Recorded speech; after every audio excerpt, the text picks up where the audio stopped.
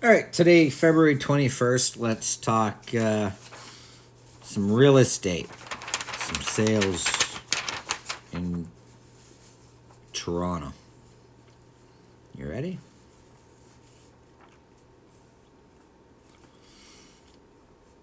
Yeah, so detached 416. And we're the 21st. We have until the 28th. And yes, it's a short month. But I'll give you some context here, okay? So detached homes in 416, only 270 have been listed as sold so far. 270. And 7 days to go. A week. Last year we did 568. I've never seen that. So with that amount, we won't break 400. I've never seen that. Never seen that. Prices seem to be holding up. In fact, multiple, like the percentage list to sale price ratio, and yes, a lot of people under list homes. But the amount of people participating in these kinds of scenarios, it blows my mind because there's a 6.4 month supply of detached homes in Toronto on the market now compared to the 270 that sold like mid-month. We got 7 days left. List to sale price ratio in Toronto in the East End, all districts, is 106%. Central districts, 100%. Makes more sense in the central. West districts, 101%. So people are flocking more to the east side and then bidding up the prices because the price won't drop year over year. In fact, the price probably going to look more like an April price than a February price. Condos last year, 416 condos. Last year, February, 1,014 sold. This year so far, 533. And we have a week left. What are we going to see? Under 700? Prices, marginal, flat.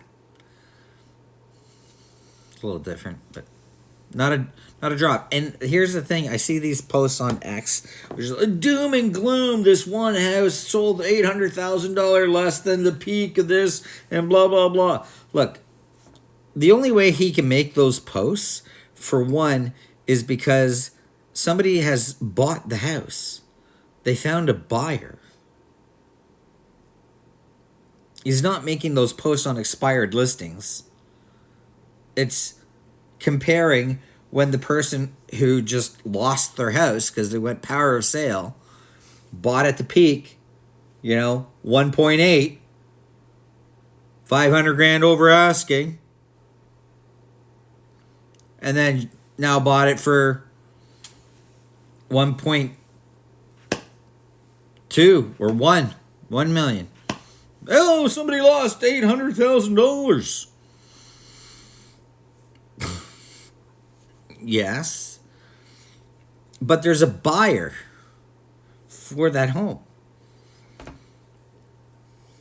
Right? Every one of those posts. This person lost 200, 300, 500. Doesn't matter. There's a buyer for the house. Or else he wouldn't make the posts. This one sold for 1.2. Now it sold for 8. Yeah. Somebody bought it at 8. Like, the market dropped from peak. Since then, outside seasonality, it's been pretty flat. It hasn't crashed since then. Transactions have crashed. Prices have not. especially in Toronto.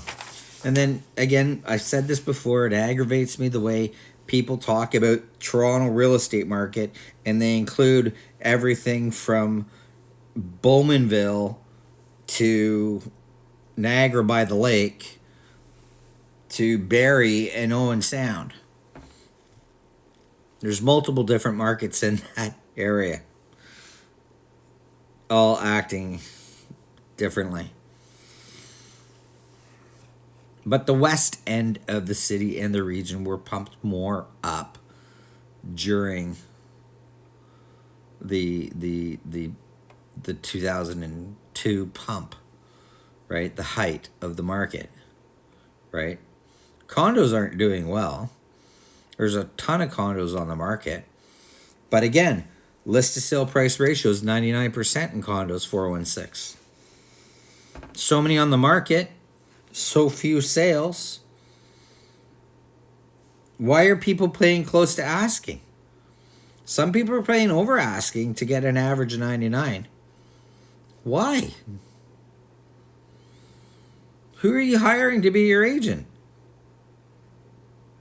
Like, has nobody learned from the last couple of years?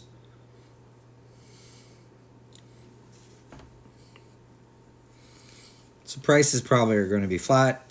Transaction levels are going to be very, very down. And then March hits. And March probably won't see a interest rate decrease.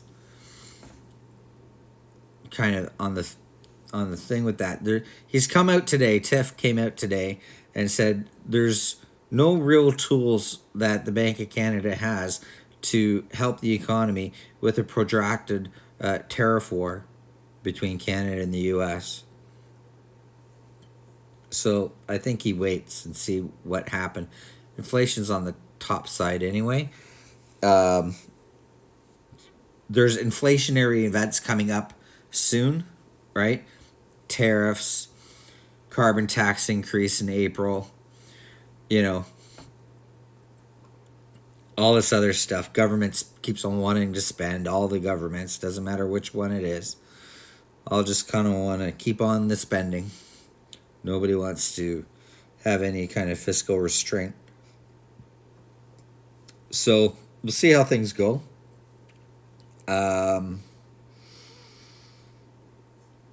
But I expect transaction levels to remain low.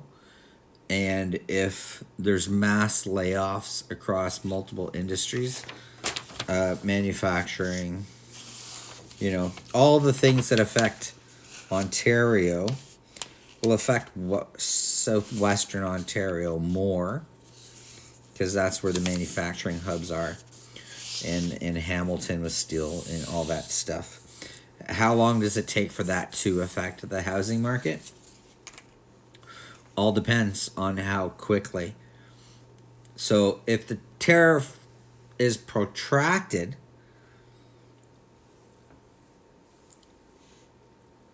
say for the rest of 2025, you're going to start seeing an impact in the summer in terms of increased power of sales and things like that. But, who's to say? Who's to know? We don't know. We have no crystal ball, right? Have no crystal ball. But if you're looking at X and reading some of these posts about the sky falling, it's not falling yet. Not yet. Transaction levels are down. Be very careful what you buy. Make sure your contracts have the proper clauses in them, and you don't get so hyped up and a fear of missing out. You're not missing out. There's lots of listings.